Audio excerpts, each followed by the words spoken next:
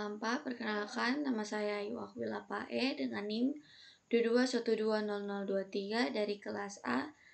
Di sini saya akan mempresentasikan hasil kerja UTS saya untuk memenuhi nilai UTS mata kuliah proyek berbasis AI. Jadi di sini saya akan menjelaskan nomor satu, di mana saya diminta untuk membuat image recognition, di mana AI-nya ini dapat menebak sesuai dengan nama dan nomor presisi saya, yaitu 6. Di sini saya sudah selesai membuat skripnya, jadi kita akan coba menjalankannya.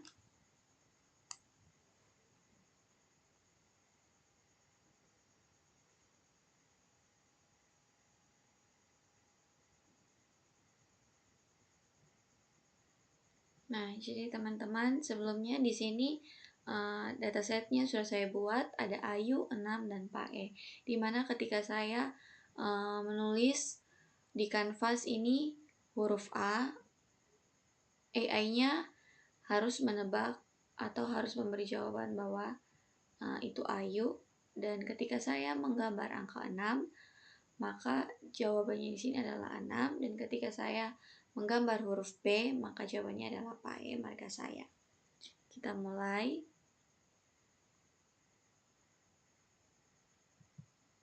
Sini yang pertama saya membuat huruf A. Nah, teman-teman bisa lihat di sini.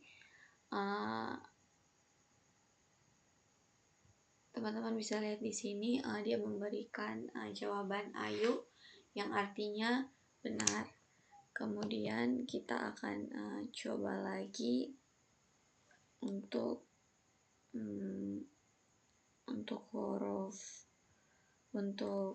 huruf P dan angka 6. Di sini kita akan buat huruf P.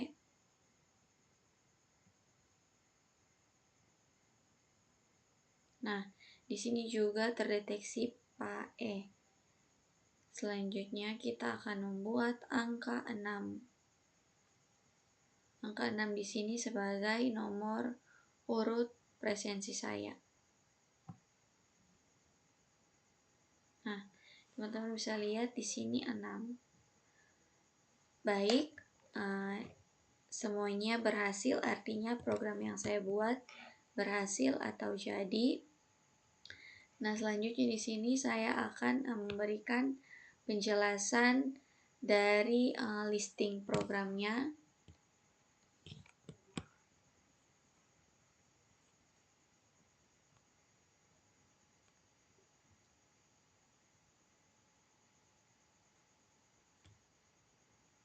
Yang pertama di sini untuk mainnya.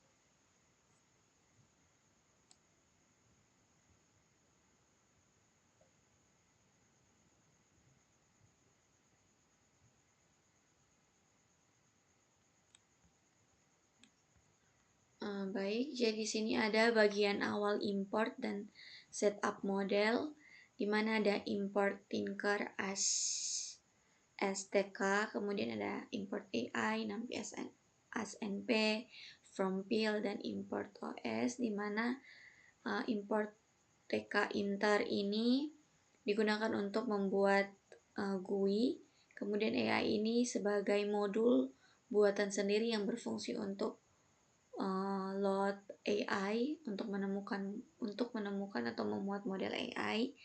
Kemudian ada NumPy di sini sebagai yang berfungsi untuk mengolah gambar dalam bentuk array numerik. Kemudian ada Pil import di sini untuk memanipulasi gambar. OS untuk membuat folder jika belum ada. Kemudian ada model AI atau load AI, di mana dia akan memuat model AI dari model AI yang dipakai untuk memprediksi hasil gambar. Kemudian kita masuk ke setup. Kita masuk di sini setup GUI dan gambar awal. di mana di sini dia akan membuat jendela utama atau window dengan gambar kosong berwarna hitam. Gambar ditampilkan di label sebagai kanvas. Jadi di sini berfungsi untuk membuat kanvas untuk pengguna menggambar di kanvas tersebut, untuk menggambar di atas image. Kemudian ada fungsi menggambar, di mana last point ini berfungsi untuk menyimpan titik terakhir saat menggambar, untuk garis, dan prediction untuk menampung hasil prediksi AI yang ditampilkan dalam label tadi. Jadi ada, jika menggambar huruf A maka ada label ayo, artinya AI-nya berhasil memprediksi huruf A adalah ayo. Kemudian di sini ada draw image. Fungsi draw di sini di mana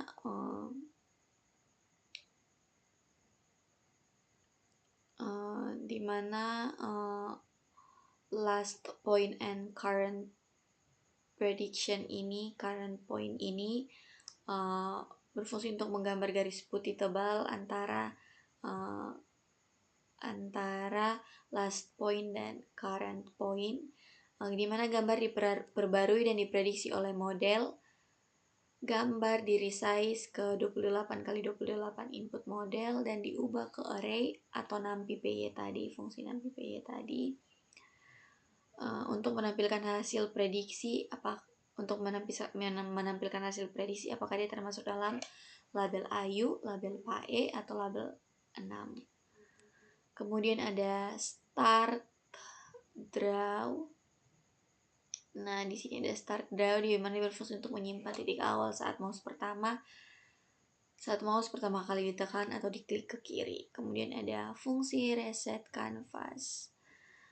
Ini berfungsi dipanggil saat klik kanan, di mana dia akan menghapus gambar dan mengatur ulang kanvas kembali menjadi kosong. Kemudian ada save image atau menyimpan gambar ke folder, di mana variabel akan menghitung untuk penamaan file di masing-masing folder. Kemudian ada fungsi save image, ini juga akan dipanggil saat menekan tombol keyboard.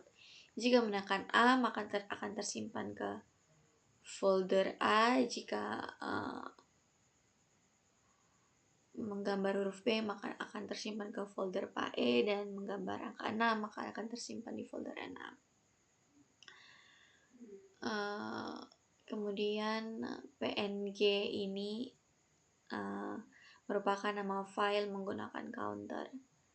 Kemudian ada binding event, di mana ini berfungsi untuk menyambungkan fungsi ke aksi pengguna, di mana ketika dia mengklik dan drag ke kiri maka akan menggambar, klik kiri mulai menggambar, klik kanan reset gambar, dan tekan keyboard untuk menyimpan gambar. Kemudian ada penutup GUI ya. Nah, di sini ada label.pack dan window main loop, di mana dia akan menampilkan prediksi di bawah kanvas. Window main loop ini juga berfungsi untuk menjalankan program GUI sampai ditutup. Kita akan masuk ke AI-nya, file ai.python-nya. Untuk di sini ada devload dataset. Ini fungsi untuk membaca semua gambar dari 3 folder, yaitu ada folder ayu, PAE, dan 6. Kemudian ada fungsi load AI. Ada fungsi load AI di sini, di mana dia berfungsi untuk mempersiapkan dan melatih model AI menggunakan algoritma KNN dengan langkah-langkah inisialisasi model, muat dataset, membuat label dari setiap data, kemudian menggabungkan data dan melatih model. Kemudian E-nya itu mengembalikan model. Kemudian fungsi utama dari load dataset itu juga untuk membaca dan memproses, sedangkan load AI berfungsi untuk melatih model KNN berdasarkan dataset. kemudian koneksi dengan script GUI sebelumnya. Jadi ini akan dikoneksi dengan file ini main.python ini, dimana dia akan memuat dan melatih model dari file AI yang sedang kita bahas ini.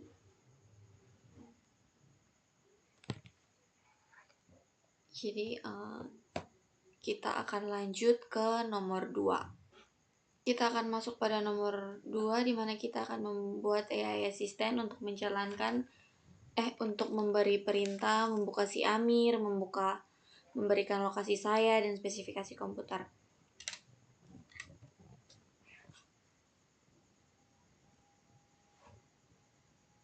Selamat malam.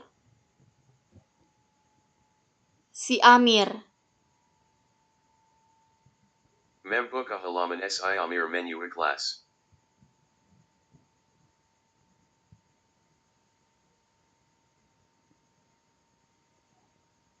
Maaf, parenta tidak terdengar jelas. Nah, jadi Silakan teman-teman, ulangi. terima kasih. Terima kasih. Sama-sama. Sampai jumpa.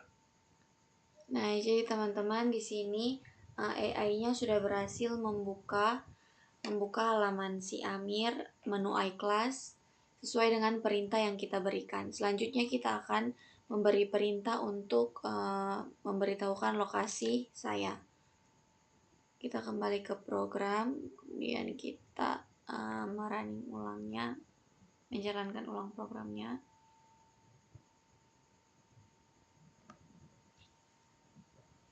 Selamat malam. Lokasi saya. Anda berada di Kupang, East Nusa Tenggara, ID. Terima kasih.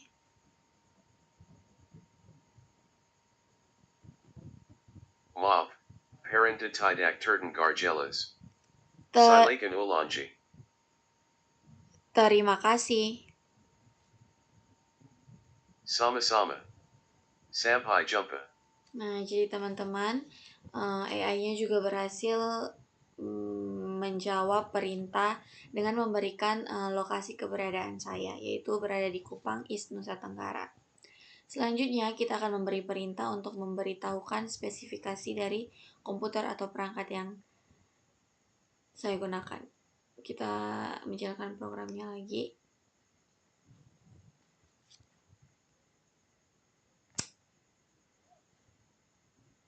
Selamat malam. Spesifikasi komputer. Menampilkan spesifikasi perangkat.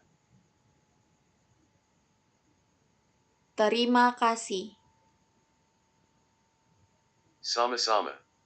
Sampai jumpa. Nah, teman-teman, jadi di sini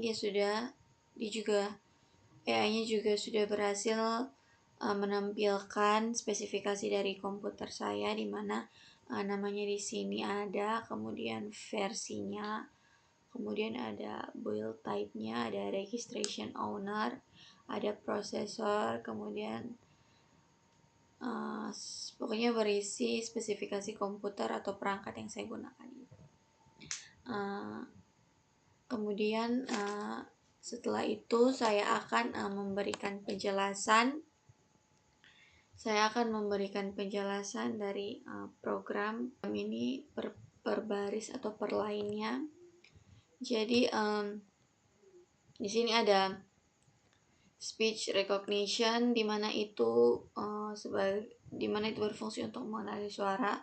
Kemudian ada import O sebagai perintah sistem, kemudian ada web browser untuk membuka website, ada datetime untuk mengambil waktu saat ini, kemudian ada CV2 untuk membuka kamera, kemudian ada PTSX3 untuk text to speech, kemudian ada subproses untuk membuka aplikasi eksternal, kemudian ada request untuk mengambil data dari internet, misalnya lokasi tadi yang kita gunakan untuk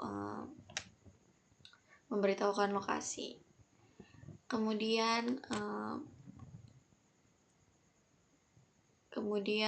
ini merupakan inisialisasi text to speech atau TTS. Dan kemudian ada fungsi untuk bicara, di mana dia akan mengucapkan teks secara lisan dan mencetaknya di terminal. Kemudian ada fungsi sapaan awal sesuai waktu, di mana dia akan berfungsi, listing ini berfungsi untuk menyapa pengguna berdasarkan waktu sekarang. Jadi kalau tadi maka asistennya bilang selamat malam, kalau siang selamat siang. Kemudian ada fungsi untuk mendengarkan perintah suara, di mana dia berfungsi untuk mendengarkan suara pengguna, di mana dia akan mengaktifkan mikrofon dan mendengarkan suara.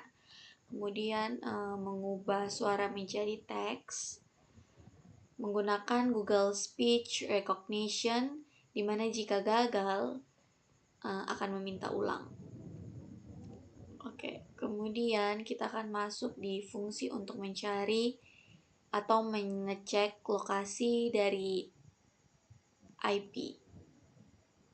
Mengambil lokasi IP dari internet, dari koneksi internet menggunakan IP public. Jadi mengambilnya dari lokasi WiFi atau data. Kemudian kita masuk di fungsi utama mengenai perintah untuk mengenali dan menjalankan perintah. Di mana di sini dia akan mengecek apakah ada input perintah dari suara.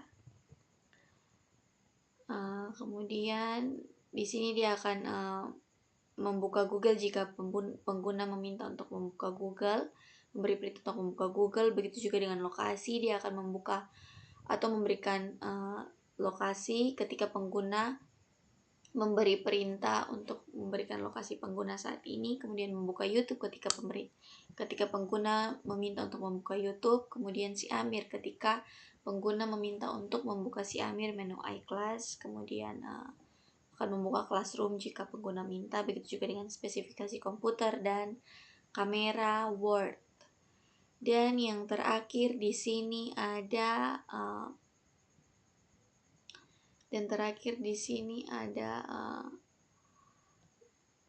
terima kasih, di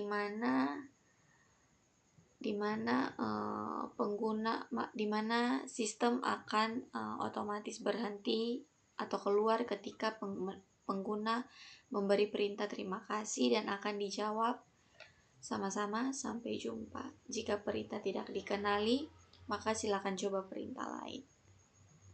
Kemudian ada loop utama, di mana program ini terus mendengarkan dan menjalankan perintah secara berulang jika dibutuhkan. Kemudian cara atau mendemonstrasikan program ini adalah yang pertama, jalankan program Python-nya. Di sini saya menggunakan Visual Studio Code. Kemudian pastikan bahwa mikrofonnya aktif. Kemudian install semua library yang dibutuhkan. Kemudian yang ketiga adalah menjalankan program, di mana asisten akan otomatis menyapa sesuai waktu. Kemudian jika ada output atau tulisan mendengarkan, maka silakan ucapkan perintah, misalkan buka Google, buka YouTube, buka si Amir, lokasi saya, atau berikan spesifikasi komputer, dan terima kasih untuk mengakhiri perintah. Kemudian yang kelima, program akan merespon secara suara dan aksi, misalnya membuka web atau aplikasi. Sekian penjelasan dan presentasi saya untuk